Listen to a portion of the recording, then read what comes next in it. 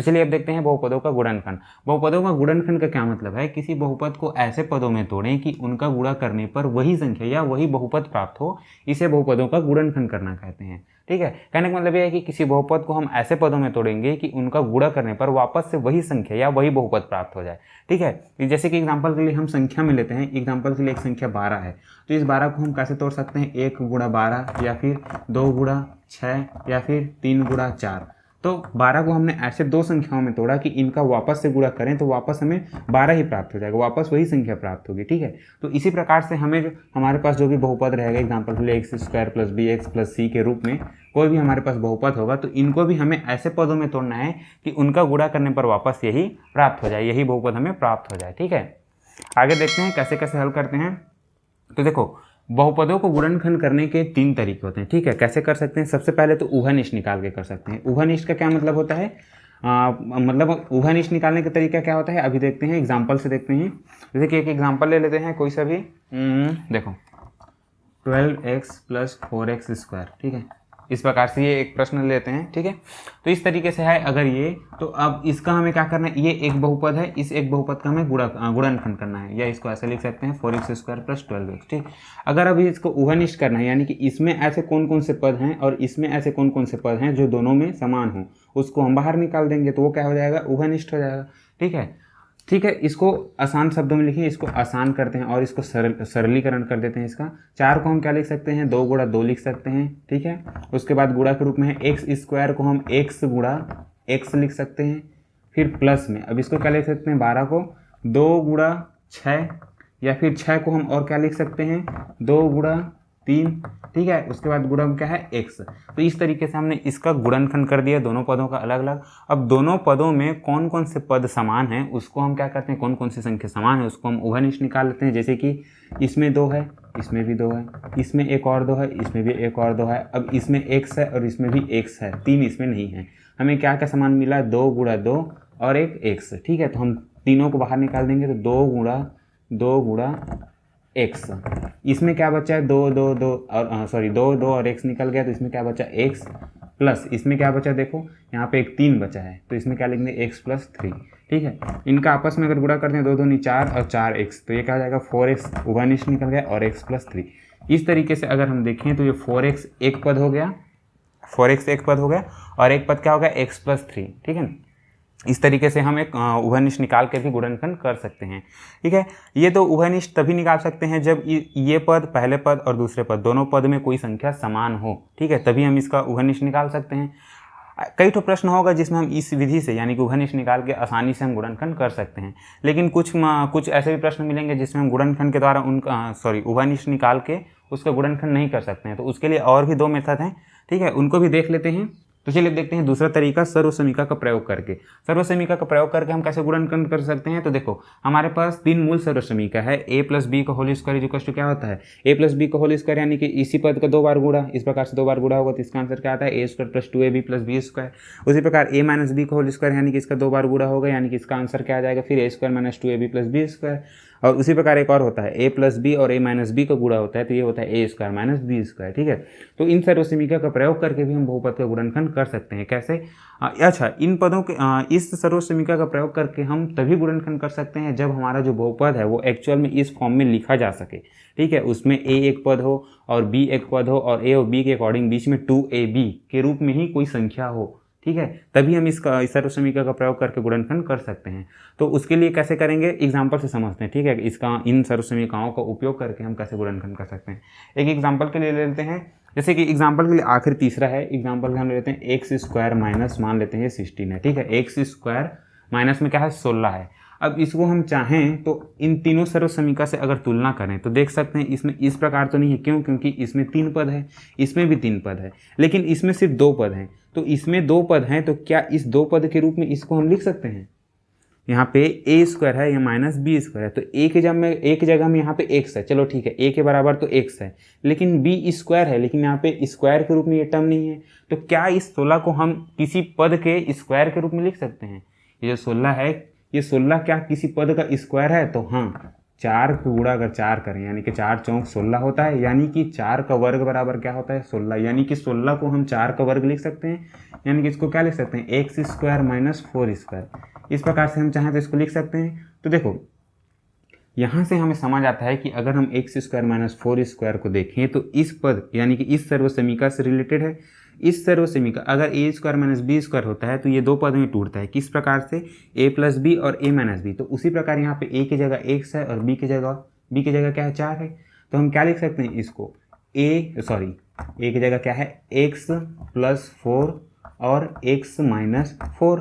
ठीक है, ये कैसे में आया तो यहाँ पे हम लिख सकते हैं चाहे तो सर्वसमीका, चूंकि सर्वसमीका A square minus B square equal to क्या होता है ए प्लस बी और ए माइनस बी। ठीक है, इस तरीके से हमने सर्वसमीका का प्रयोग करके इसका गुणनखंड कर दिया, यानी कि इस बहुपद को हमने ऐसे दो पदों में लिखा ताकि इनका अगर हम गुणा करें तो यह वापस से ही पद प्राप्त होता है। ठीक है, तो इस तरीके से हम सर्वसमीका का प्रयोग करके भी गुणनखंड कर सकते हैं। इसका भी एग्जाम्पल एक देख लेते हैं, एक प्रश्न देख लेते हैं, जैसे कि x square plus 6x plus 9 इस प्रकार से है। ठीक है, तो अगर इसकी हम तुलना करें तो इस सर्वसमीका से तुलना नहीं कर सकते क्योंकि इसमें से दो ही पद है, इसमें 3 पद है। तो इसके फॉर्म में तुलना कर सकते हैं या फिर इसके रूप में तुलना कर सकते हैं।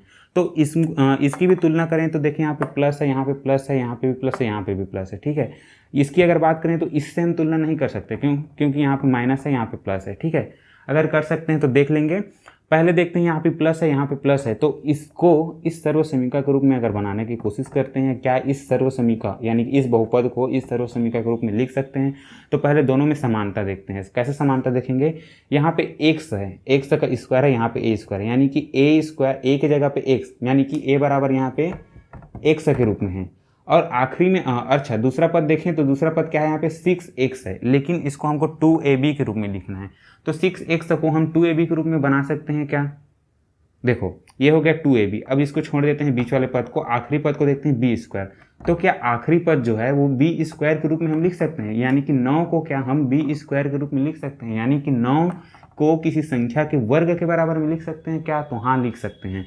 9 किसका वर्ग होता है 3 गुणा 3, यानी कि 3 का अगर हम वर्ग करें तो 3 का वर्ग क्या होता है 9 होता है, यानी कि हम इसको क्या लिख सकते हैं 3 का वर्ग लिख सकते हैं 9 को।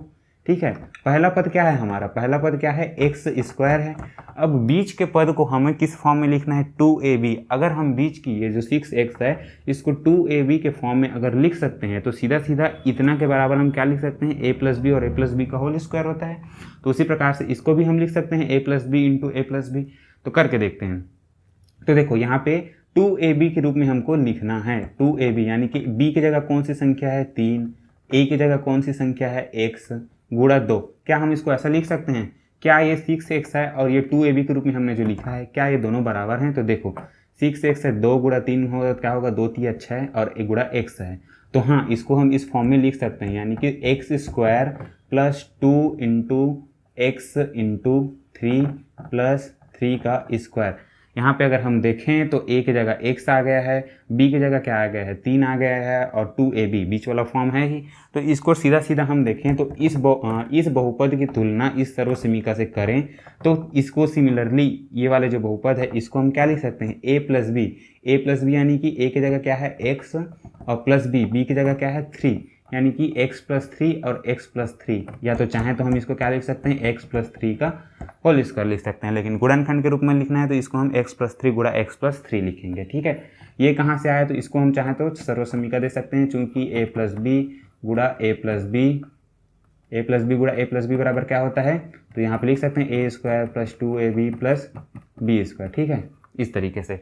तो इस तरीके से इस सर्वसमीकाओं का प्रयोग करके भी हम पदों का गुणनखंड कर सकते हैं, बहुपदों का गुणनखंड कर सकते हैं।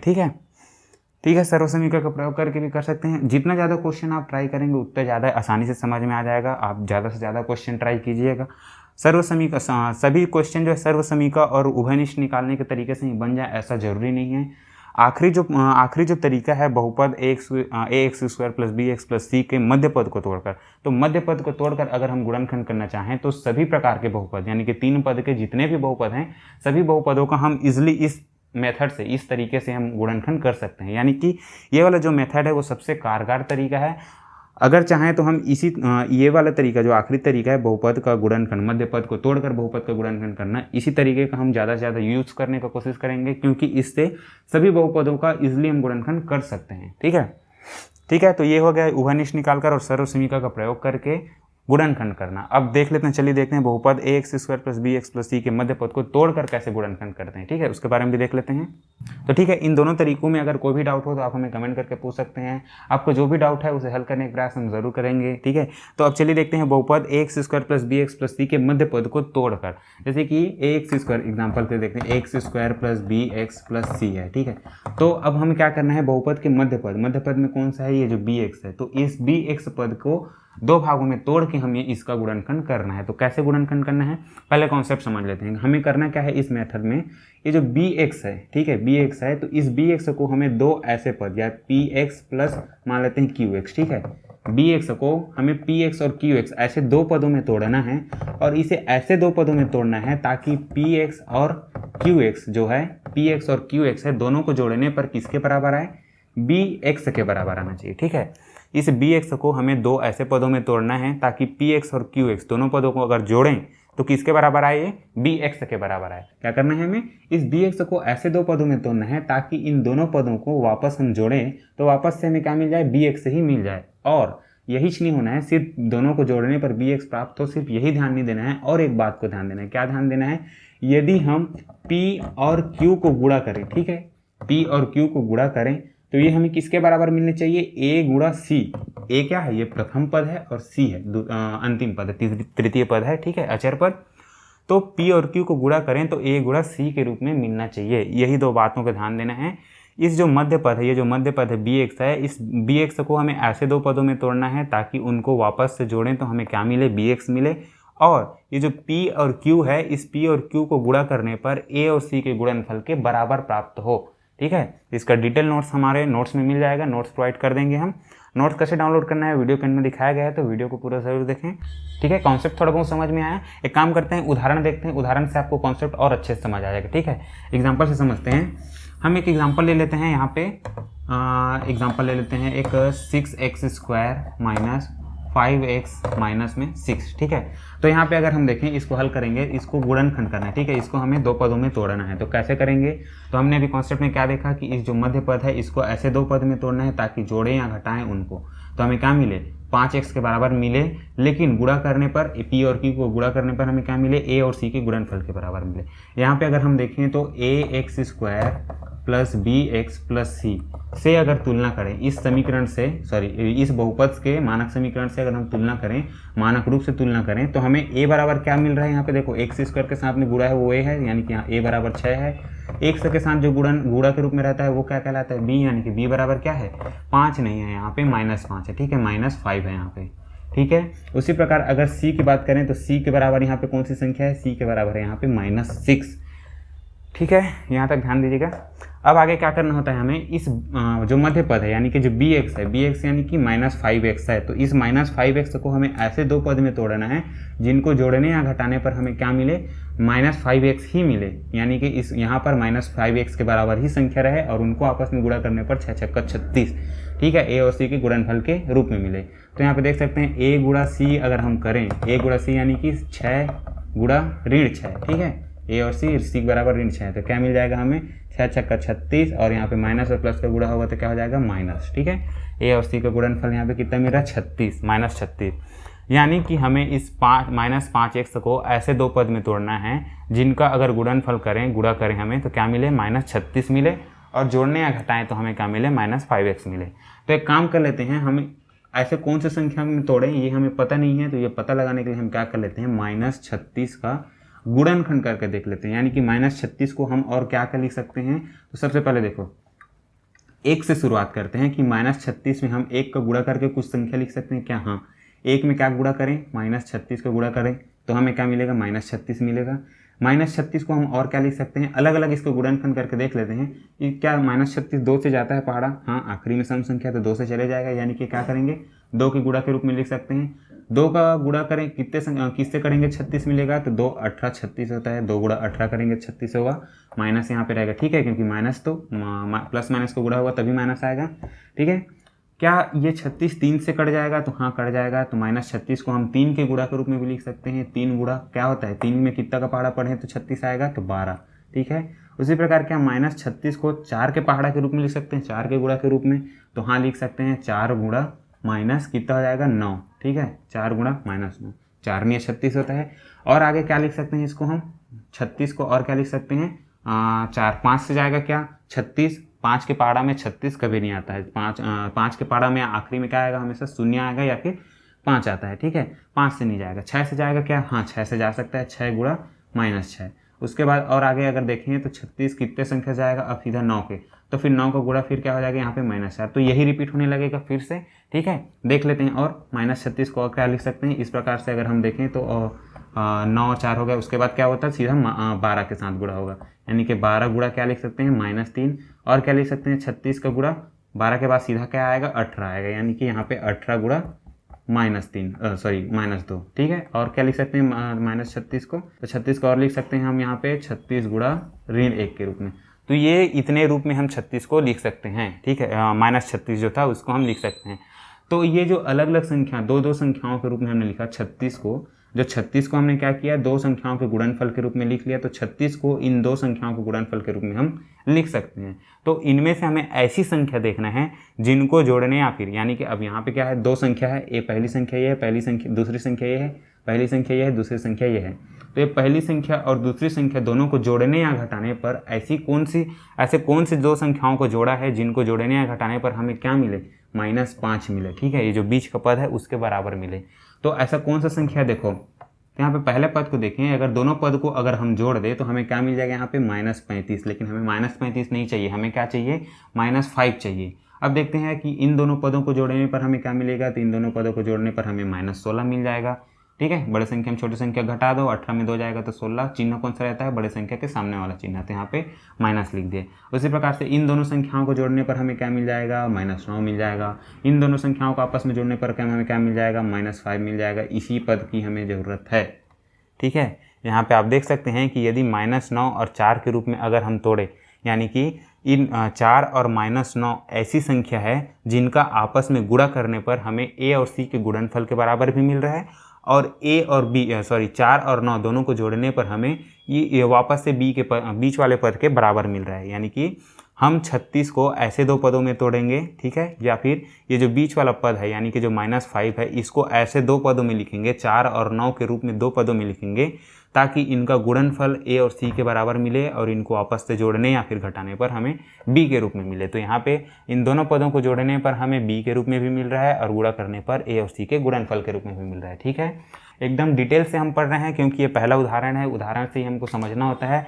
पहला क्वेश्चन हमें समझने के लिए इतना डिटेल में पढ़ने की ज़रूरत है हमें। ठीक है, इसलिए हम इतना बारीकी से पढ़ रहे हैं। जैसे जैसे आप ज़्यादा से ज़्यादा क्वेश्चन पढ़ेंगे, ज़्यादा से ज़्यादा क्वेश्चन को हल करने की कोशिश करेंगे, ये सारी चीज़ें हैं जो आपके दिमाग में ही चलनी शुरू हो जाएगी। ठीक है, यानी कि ये सब चीज़ों को आप दिमाग में ही कर लेंगे, अलग से लिख के देखने की ज़रूरत नहीं पड़ेगी। तो इसके लिए आपको क्या करना है, ज़्यादा से ज़्यादा क्वेश्चन बनाना है। ठीक है, तो ठीक है, अब इसको हटा लेते हैं। हमें दो ऐसी संख्या मिल गई है जिनको गुणा करने पर -36 और जोड़ने और घटाने पर हमें -5 के बराबर मिल रहा है। तो हमें कौन सी संख्या मिली है, 4 और -9। ठीक है, अब अगला स्टेप में क्या करना है, अतः हम क्या करेंगे, 6x² है, पहला पद को वैसे ही लिख देंगे। अब प्लस में क्या लिखना है, हमें क्या मिला था, वहाँ पे क्या मिला था, 4 मिला था और -9 मिला था। ठीक है, तो इस चिन्ह को विशेष ध्यान देना है।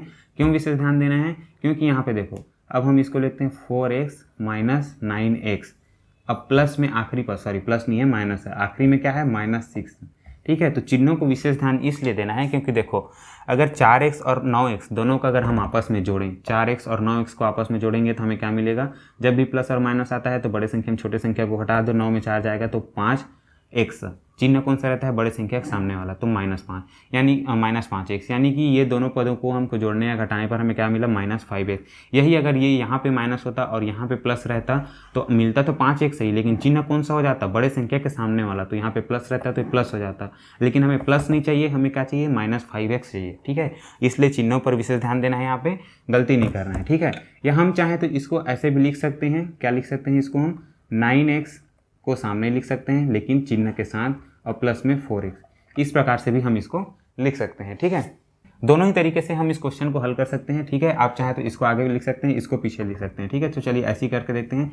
अब हमें क्या करना होता है, जैसे ही हम इसको बीच वाले पद को दो भाग में तोड़ेंगे तो हमें कितने पद मिल जाएंगे यहाँ पे, 1 2 3 4, ठीक है। भले ये दोनों सेम पद हैं लेकिन हमें कितने पद मिल गए, 1 2 3 4। अब हमें इस चारों को क्या करना है, दो दो का जोड़ा करना है। दो दो का जोड़ा यानी कि यहाँ से यहाँ एक और यहाँ से यहाँ एक। अब इस दोनों पदों में हमें क्या करना है, जो पहला स्टेप हमने देखा था उभयनिष्ठ निकालना, तो इस दोनों पदों में हमें फिर से उभयनिष्ठ निकालना है और इन दोनों पदों में फिर से उभयनिष्ठ निकालना है, ठीक है। तो उभयनिष्ठ निकाल के देखते हैं। जैसे कि ये 6x² है तो इस 6 को हम क्या लिख सकते हैं, 3 गुणा 2 लिख सकते हैं और गुणा क्या लिख सकते हैं, x² यानी कि x गुणा x लिख सकते हैं, ठीक है। ये क्या हो गया 6x²। माइनस में क्या है यहाँ पे 9x है, 9x का और क्या लिख सकते हैं, 3 गुणा 3 लिख सकते हैं और गुणा x लिख सकते हैं, ठीक है। ये क्या हो गया, ये तो हो गया ये दो पद और भी बाकी दो पद है, ठीक है। इसको आगे लिखना है, जगह नहीं है तो हम यहाँ पे लिख लेते हैं। 4x को हम क्या लिख सकते हैं, 2 गुणा 2 गुणा x लिख सकते हैं। माइनस में क्या है 6 यानी कि 6 को क्या लिख सकते हैं, 2 गुणा 3 लिख सकते हैं, ठीक है। अब इन दोनों पदों में क्या क्या उभयनिष्ठ है, दोनों में क्या कॉमन है उसको निकाल लेते हैं। दोनों में क्या कॉमन है, इसमें भी 3 है इसमें भी 3 है, इसमें 2 है इसमें है क्या नहीं है, इसमें x है इसमें x, यानी कि 3 और 1 3 और x, यानी कि 3x को हम कॉमन निकाल देते हैं तो इसमें क्या बच जाएगा, 2x बच गया। इसमें क्या बचा है, सिर्फ 3 बचा है, ठीक है। हमने क्या किया, अलग अलग पदों को यहाँ पे लिखा, उनका उभयनिष्ठ निकालने के लिए हमने उसका अलग अलग गुणनखंड के रूप गुणनखंड करके यहाँ पे लिख दिया। जो भी उभयनिष्ठ निकला यानी कि दोनों में जो कॉमन निकला उसको हम बाहर निकाल लिए। वैसे ही सेम यहाँ पे भी करना है। इन दोनों पदों में क्या कॉमन है, तो यहाँ पे देखिए 2 है, यहाँ पे भी 2 है, और कुछ कॉमन है क्या, नहीं है। तो हमें यहाँ पे कॉमन क्या निकलेगा, उभयनिष्ठ क्या निकलेगा, सिर्फ 2। इसमें क्या बच गया है 2x और इसमें क्या बच गया -3, ठीक है। यहाँ तक समझ में आ गया होगा आपको। अब आगे क्या करना है, देखो अब क्या हो गया, ये प्लस है। प्लस मैं सबसे पहले ही मैंने क्या बताया था, बहुपदों को दो पदों में कौन तोड़ता है, या तो प्लस या फिर माइनस। तो यहाँ पे बीच में प्लस है तो प्लस के ये सामने वाला एक पद है और इधर वाला एक पद हो गया। यहाँ पे अभी हम फिर से क्या मिल गया, 2 पद मिल गया। अब इस 2 पदों में हमें फिर से उभयनिष्ठ देखें तो क्या मिलता है, ये और ये दोनों समान है, ठीक है। ये वाले पद में भी ये चीज़ है 2x+3 है, ये वाले पद में भी 2x+3 है, गुणा के रूप में है, ठीक है। तो हम क्या कर सकते हैं, इसको उभयनिष्ठ निकाल सकते हैं ना दोनों पदों से, इस पद से और इस पद से। तो हम क्या करते हैं, सीधा सीधा ये 2x+3 को ही उभयनिष्ठ निकाल लेते हैं। 2x+3 नहीं है, 2x-3 है, ठीक है।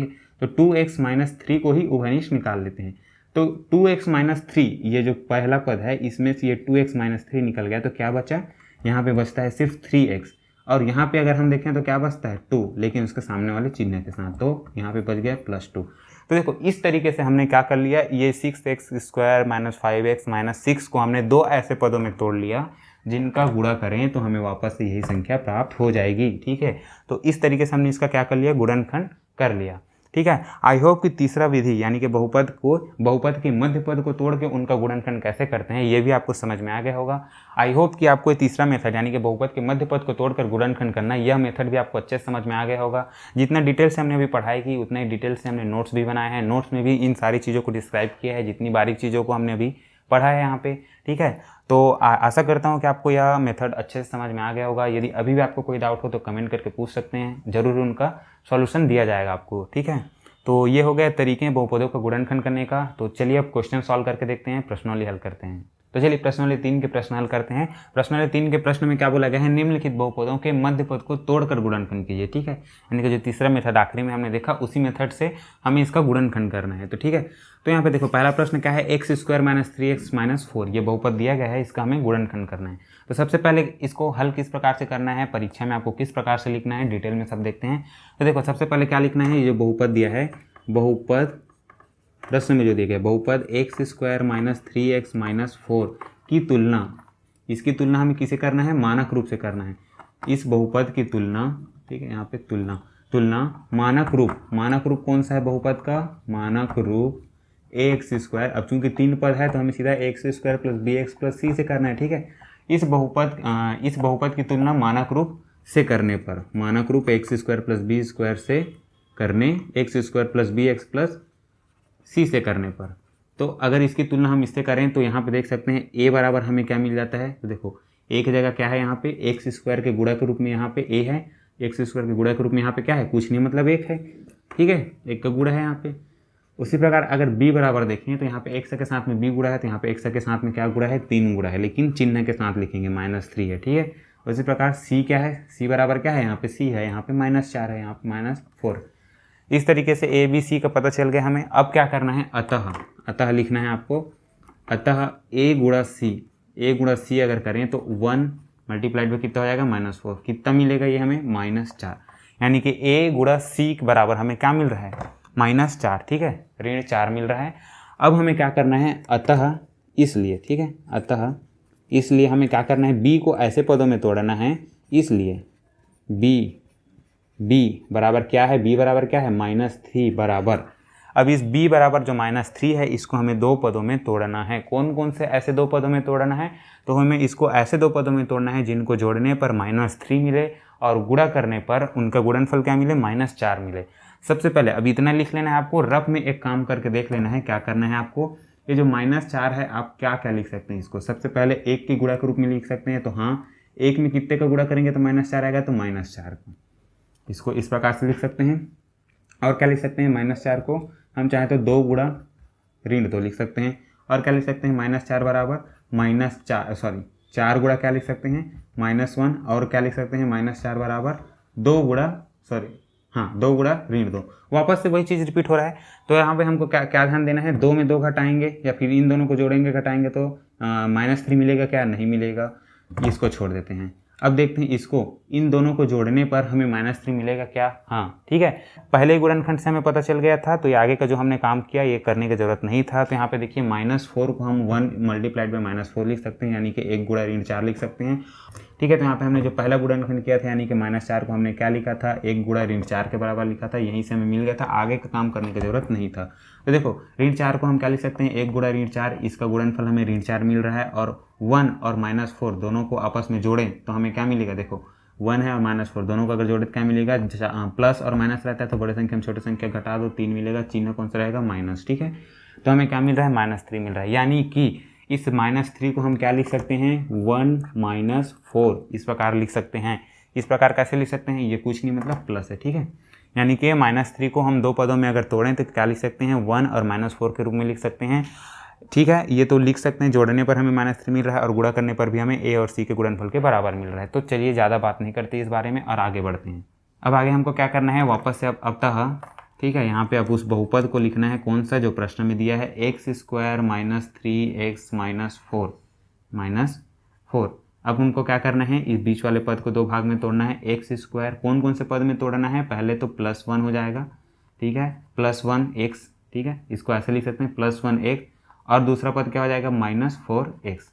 प्लस में आखिरी में क्या है, अच्छा प्लस नहीं है माइनस है, तो यहाँ पे क्या हो जाएगा -4, ठीक है। और देखो ये बीच वाले पद को हमने ऐसे दो पद में तोड़ दिया जिनको जोड़ने पर यही -3x मिल रहा है। और गुणा करें, अगर हम इन दोनों का गुणा करें तो हमें क्या मिलेगा, x इसको इस प्रकार के रूप में मिलेगा, a और c के गुणनफल के रूप में, ठीक है, 1 और मल्टीप्लाइड बाई -4। इसके बाद अब हमें क्या करना रहता है, पहले के दो पद और आखिरी के दो पद दोनों को अलग अलग जोड़ा बना के हम क्या करते हैं, इन दोनों में जो उभयनिष्ठ है उसको निकालते हैं, इन दोनों में जो उभयनिष्ठ है उसको निकालते हैं।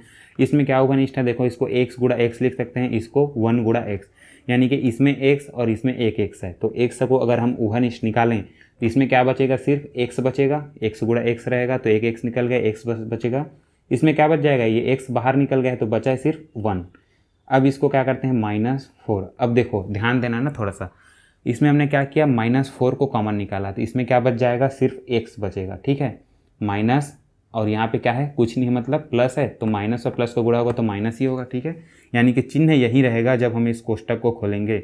इसी बात का ध्यान देना है, जहाँ अभी यहाँ पे जो कोष्टक बन रहा है तो कोष्टक को खोलने के बाद भी हमें यही संख्या प्राप्त होनी चाहिए चिन्ह के साथ, ठीक है। तो क्या करेंगे, यहाँ पे देखो माइनस हो गया। अब यहाँ पे क्या बचता है, तो देखो यहाँ अगर हम माइनस लिखेंगे तो जब कोष्टक हटेगा, देखो 4 बाहर निकल गए, सबसे पहले देखो 4 बाहर निकल गए, इसमें भी 4 बाहर निकल गए, इसको क्या लिख सकते हैं, 4 गुणा 1, 4 बाहर निकल गए तो क्या बचा है, 1। लेकिन इसको हम एक बात को ध्यान देना है, यहाँ पे अगर हम माइनस चिन्ह रखेंगे और जब इस कोष्टक को हटाएंगे तो -4 और x का गुणा होगा तो -4x तो मिल जाएगा, लेकिन माइनस और माइनस को गुणा होगा तो यहाँ पे प्लस मिलेगा, ठीक है। तो चिन्ह पे ध्यान देना है, यहाँ पे माइनस नहीं प्लस रहेगा, ताकि जब हम इस ब्रैकेट को खोल के देखें, यानी कि इस ब्रैकेट को जब ओपन करेंगे तो क्या होगा, -4 और x का गुणा होगा तो -4x, माइनस प्लस का गुणा होगा तो माइनस, फिर 4 एकम 4, ठीक है। इस तरीके से तो चिन्हों पे ध्यान देना है। ठीक है। इसीलिए हमने शुरू में ही चिन्ह परिपाटी पढ़ लिए थे, चिन्ह परिपाटी के बारे में अच्छे से पढ़ लिए थे, ठीक है। तो वो उसको हमेशा दिमाग में रखना है इस प्रश्नावली को हल करने के लिए। अब देखो इसके बाद हम क्या करते हैं, ये एक पद हो गया, अब यहाँ पे प्लस और माइनस चिन्ह दोनों पदों को डिवाइड कर देता है, यानी कि ये एक पद है, ये एक पद है। दोनों पदों में कौन सा चीज़ घनिष्ठ है, फिर से अगर हम देखें तो ये और ये दोनों में समान दिख रहा है। तो यहाँ पे क्या करेंगे, x+1 इस पद से भी और इस पद से भी उभयनिष्ठ निकाल लेंगे। तो इस वाले पद में क्या बचा है, यानी कि टोटल इस पद में क्या बचा है, सिर्फ x बचा है, और इसमें क्या बचा है, सिर्फ -4, ठीक है। तो इस तरीके से हमने ये वाला जो बहुपद है x² - 3x - 4 इसका गुणनखंड कर लिया इस रूप में, ठीक है। अब इसके उत्तर में क्या लिखना है, अतः, ठीक है। अब देखो हमें जैसा हमने यहाँ पे लिख के दिखाया सेम टू सेम आपको एग्जाम में भी ऐसे ही लिखना है। ये जो हमने करके देखा था ये रफ कार्य है, अगर इसको आप दिमाग में ही कर लेते हैं तो अलग से रफ कार्य करने की भी ज़रूरत नहीं है, उसको यहाँ पे दर्शाने की ज़रूरत नहीं है, ठीक है। तो बाकी हमने जो भी लिखा है ऐसे ही आपको सेम टू सेम लिखना है एग्जाम में, ठीक है। इसके नीचे में क्या लिखना है, इसके नीचे में आपको लिखना है अतः बहुपद, ठीक है। यहाँ पे लिखने का जगह नहीं, ऊपर में लिख लेते हैं। अतः बहुपद, कौन सा बहुपद प्रश्न में दिया था, अतः बहुपद x² - 3x - 4 का गुणनखंड बराबर होगा, क्या होगा, अच्छा हमने क्या निकाला, x+1 और x - 4, ठीक है। इस तरीके से लिखना है आपको, गुणनखंड बराबर इतना होगा, ठीक है। इस तरीके से लिखना है आपको, ये सब नहीं है, और आखिरी में लिख देना है उत्तर, ठीक है। तो इस तरीके से आपको प्रश्नों को अच्छे से हल करना है, हमने स्टेप बाय स्टेप यहाँ पे हल करके दिखाया है, ठीक है। तो इसी तरीके से आई होप कि आपके सभी प्रश्न बन जाएंगे। अगर इस प्रश्नावली की किसी भी प्रश्न में कोई भी डाउट हो तो आप हमें कमेंट करके पूछ सकते हैं, उन प्रश्नों को भी हल करके जरूर दिखाया जाएगा। क्योंकि सभी प्रश्नों को हल करके दिखाते जाएंगे तो वीडियो काफ़ी लंबी हो जाएगी, ठीक है। तो हम ट्राई करेंगे कि आपका कॉन्सेप्ट क्लियर हो, सभी क्वेश्चन कैसे सॉल्व हो जाएंगे उन्हीं क्वेश्चन को यहाँ पे हल करके दिखाएंगे, ऐसे क्वेश्चन को हल करके दिखाएंगे ताकि प्रश्नावली के सभी प्रश्न हल हो जाएं। यदि हमें लगेगा कि कोई प्रश्न सभी प्रश्नों से अलग है तो उस प्रश्न को यहीं हल करके दिखाएंगे। यदि कोई प्रश्न समान लगता है हमें, सेम टू सेम उसका भी सॉल्यूशन होने वाला है, तो उसको बनाने की यहाँ पे जरूरत नहीं है, ठीक है। तो चलिए अब आगे बढ़ते हैं, ठीक है। इस प्रश्नावली के सभी प्रश्नों को इसी प्रकार से हल करने का प्रयास कीजिएगा जैसा कि अभी हमने पहला प्रश्न देखा। इस प्रश्नावली का 11वां प्रश्न है, इसको भी एक बार बना के देख लेते हैं, ठीक है। चलिए देखते हैं, इसमें देखें प्रश्न क्या दिया है, √3y² + 9y + 6√3। इस प्रश्न को हल करना है, इसको क्या करना है, इस बहुपद का हमें गुणनखंड करना है, किस विधि से, मध्यपद को तोड़कर। तो देखो इस जो बहुपद दिया है यहाँ पे, इस बहुपद की तुलना अगर हम मानक रूप ax² + bx + c से अगर हम करें तो यहाँ पे देख सकते हैं a के बराबर क्या है, a के बराबर क्या है, x²। अब देखो ये x² नहीं होगा, यहाँ पे क्या हो जाएगा, ये ay² हो जाएगा, और ये क्या हो जाएगा, by, ठीक है।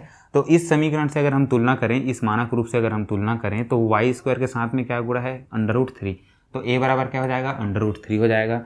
y के साथ में कौन गुणा है, y के साथ में यहाँ पे गुणा है 9, फिर तो ये b बराबर हो जाएगा 9, c की जगह कौन सा है, 6√3 है, ठीक है। तो इस प्रकार से a b c का मान हमें पता चल गया। अब हमको क्या करना है, अतः a और c का गुणनफल देखना है। तो a और c, a क्या है यहाँ पे √3, ठीक है, ये हो गया a √3 है, और गुणा c क्या है यहाँ पे 6√3, इस प्रकार से है। तो इन दोनों का गुणा करना है हमें, तो ये क्या हो जाएगा गुणा। सबसे पहले देखो हमने कर्णी घात यानी कि जो घातांक वाला चैप्टर है, पिछले हमने जो भी क्लास में पढ़ा है, 6वीं 7वीं 8वीं में हमने घातांक नियम में पढ़ा है। जब भी इस प्रकार का गुणा होता है तो क्या होता है, जो अंडर रूट के अंदर में होता है उसकी गुणा अंदर वाले के गुणा अंदर के साथ, बाहर वाले का गुणा बाहर के साथ। यहाँ पे कुछ नहीं मतलब 1 है, यानी कि 6 का गुणा 1 के साथ हो जाएगा, तो ये क्या हो जाएगा 6 × 6, अंदर वाले का गुणा अंदर के साथ होगा, तो यहाँ पे ध्यान दीजिए 3 का वर्ग हो जाएगा, अंदर वाले के 3 × 3 होगा तो इसका 3 का वर्ग लिख सकते हैं। अब देखो ये क्या है, इसका जब भी अंडर रूट होता है इसका मतलब क्या होता है, 3 का घात क्या है, आधा है, यानी कि 1/2 है। तो ये क्या हो जाएगा 6 × 3 का घात 2 है, ठीक है, 3 का घात 2 है, और पूरे का घात क्या हो जाएगा 1/2 हो जाएगा। अब इसमें हमने पढ़ा है, जब हमने शुरू में बताया था एक कर्णी घात जो घातांक नियम है, इनको याद रखना है करके बताया गया था, है ना, यहीं पे काम आने वाला था, इसीलिए वो सब चीज़ों को बता के रखा गया था। अब देखो जब भी a का घात m होता है और पूरे का घात n होता है तो क्या हो जाता है, a का घात m × n हो जाता है, ठीक है। तो उसी प्रकार यहाँ भी क्या है, 3 का घात 2 है, और 3 का घात 2 और पूरे का घात क्या है 1/2 है, तो क्या हो जाएगा 3 का घात 2 × 1/2, यानी कि 2 और 2 कट जाएगा, यानी कि क्या बच जाएगा, सिर्फ 3 का घात 1 बच जाएगा, ठीक है। इस तरीके से, तो इसका मतलब क्या है, इसको हमने डिटेल में इसलिए पढ़ा क्योंकि एक्चुअल के में इसके पीछे का गणित क्या है ये जानने के लिए हमको इसको पढ़ा, ठीक है। तो ये क्या हो जाएगा 6 गुणा सीधा 3 का घात 1, यानी कि 6 तिया क्या हो जाएगा 18 हो जाएगा, ठीक है। आगे से जब भी ऐसा क्वेश्चन दिखे या फिर आगे से जब भी ऐसा दिखे कि अंडर रूट यानी कि वर्गमूल के अंदर में किसी संख्या का घात 2 है, सीधा सीधा इसको काट के जो अंदर में संख्या है उसको बाहर ले आना, ठीक है। लेकिन हमने इसके पीछे गणित क्या है वो सब बताने के लिए भी आपको ये करके दिखाया, ठीक है। तो जब भी वर्गमूल के अंदर यदि किसी संख्या का घात है तो किसी संख्या का वर्ग है, ठीक है, किसी संख्या का घात 2 है तो क्या हो जाएगा, सीधा वो संख्या बाहर हो जाएगी, ठीक है। तो इस स्टेप के बाद आप सीधा ये स्टेप लिख सकते हैं। चलिए, तो ए और सी का गुणनफल हमें क्या मिला, 18 मिला। अब हमें क्या करना है, इस 18 यानी कि इस 18 को ऐसे दो संख्याओं के गुणनफल के रूप में लिखना है ताकि उन संख्याओं को जोड़े तो हमें क्या मिले, 9 मिले, ठीक है। उन संख्याओं को जोड़े तो हमें क्या मिले, 9 मिले, और गुणा करें तो 18 मिले। तो देखो यहाँ पे हम रफ करके लिख सकते हैं। 18 को हम क्या लिख सकते हैं, चेक करने के लिए यहाँ पे लिख सकते हैं। 18 को क्या लिख सकते हैं, 2 के गुणा के रूप में पहले लिखें तो 2 निया 18 लिख सकते हैं, या फिर और 18 को क्या लिख सकते हैं, 3 के गुणा के रूप में लिखें तो 3 छक्के 18 हो सकता है। अब देखो यहाँ पे 3 और 6 को अगर हम जोड़ें तो 9 हो जाएगा, ठीक है। 3 और 6 को जोड़े तो क्या हो जाएगा, 9 हो जाएगा, और इन दोनों को गुणा करें तो 18 हो जाएगा। यानी कि हमें ऐसी दो संख्या मिल गई, 3 और 6 ऐसी दो संख्या है जिनको जोड़ने पर b के बराबर मिल रहा है, और 3 और 6 को गुणा करने पर a और c के गुणनफल के बराबर मिल रहा है 18, ठीक है। तो अब हम इसलिए हम क्या करेंगे, इसलिए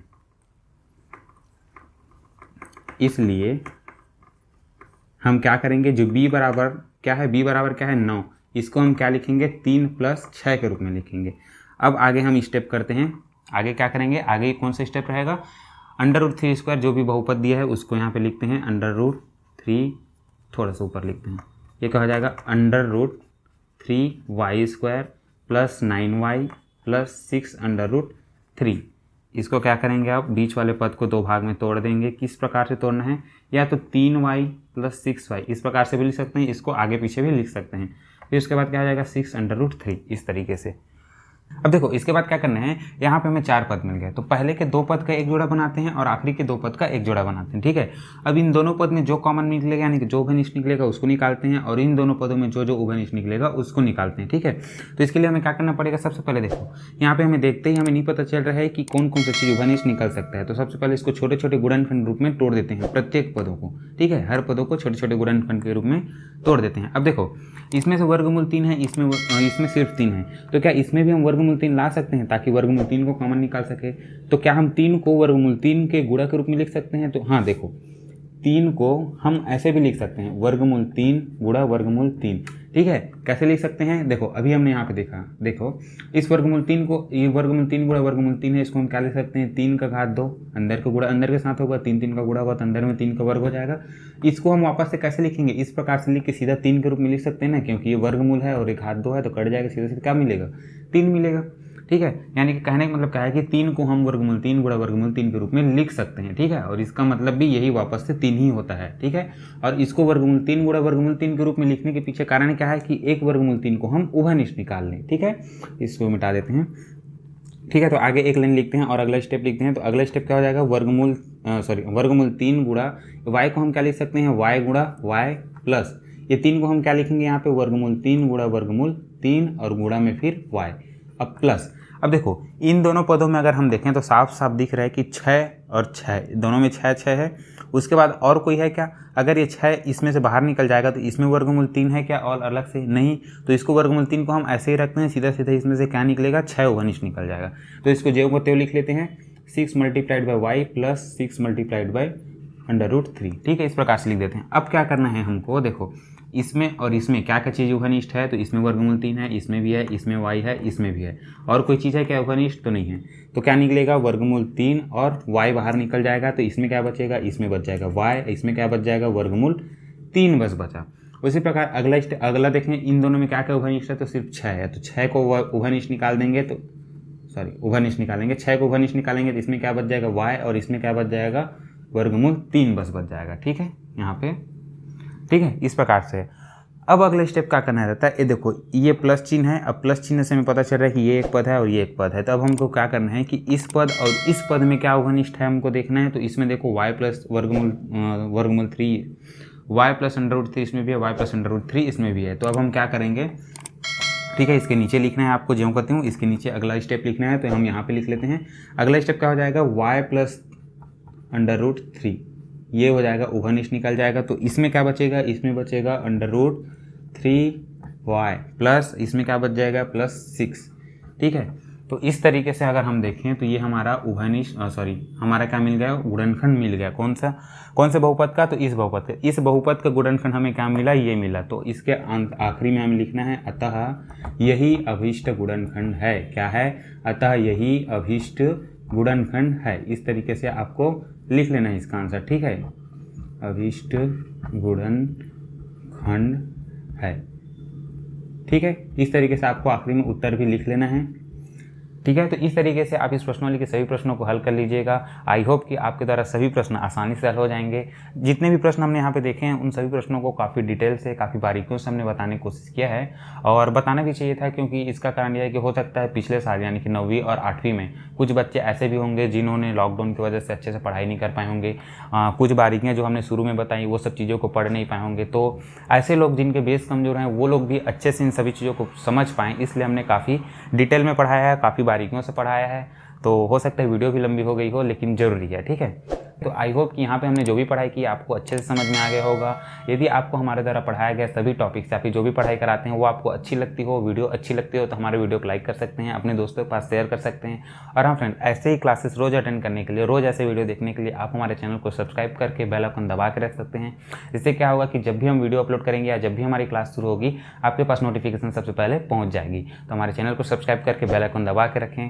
और हाँ फ्रेंड, जितने बारीकी के साथ हम यहाँ पे पढ़ाई करते हैं, जितने छोटी छोटी चीज़ों को यहाँ पे दिखाते हैं, उन सभी चीज़ों को हमारे नोट्स में भी प्रोवाइड किया गया है। नोट कैसे डाउनलोड कर सकते हैं वीडियो के एंड में दिखाया गया है, तो वीडियो को आखिर तक ज़रूर देखिएगा। और फ्रेंड्स, हमारी यह क्लासेस रोजाना ऐसी चलती रहेंगी, और यदि आपको हमारी क्लास अच्छी लगती हो तो आपको क्या करना है, वीडियो को लाइक शेयर तो करना ही है, साथ ही साथ एक छोटा सा काम और करना है। क्या करना है, ऐसी वीडियो हम अपलोड करते रहें, इसके लिए आप हमें मोटिवेट कीजिए। मोटिवेट करने के लिए क्या करना है, आपको अपने और भी दोस्तों को हमारे क्लास ज्वाइन कराना है, और भी दोस्तों के पास हमारे वीडियो शेयर कीजिएगा, उन्हें भी हमारी यह क्लास ज्वाइन करने के लिए बुलाइए। जितने ज़्यादा लोग हमसे जुड़े होंगे हमें उतना ही मोटिवेशन मिलते रहेगा और आगे की क्लास कंटिन्यू करते रहने के लिए।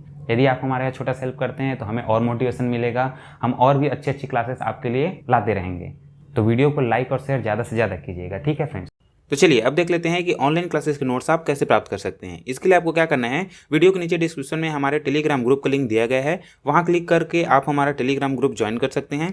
टेलीग्राम ग्रुप पर रोजाना क्लास खत्म होने के बाद ही रोजाना नोट्स शेयर कर दिया जाएगा, जिसको आप इजिली डाउनलोड कर सकते हैं। यहाँ जो आपको नोट्स मिलेंगे वो PDF फॉर्मेट में होंगे, जो कि पासवर्ड प्रोटेक्टेड होंगे, यानी कि इसमें पासवर्ड लगा होगा, जिसका पासवर्ड होगा tricky brain PDF TRICKBRAIN PDF। ध्यान रहे कि इसमें जो पहला लेटर है यानी कि T है वो कैपिटल रहेगा, और एंड में जो 3 लेटर है यानी कि PDF वो कैपिटल में रहेंगे, यानी कि बड़े अक्षर में रहेगा। तो आई होप कि आपको हमारी क्लासेस अच्छी लग रही होगी। यदि हमारी क्लासेस अच्छी लग रही है तो वीडियो को लाइक और चैनल को सब्सक्राइब करना ना भूलें, और अपने दूसरे दोस्तों के पास भी शेयर जरूर करें। तो मिलते हैं अगली क्लास में, तब तक के लिए थैंक यू फ्रेंड्स।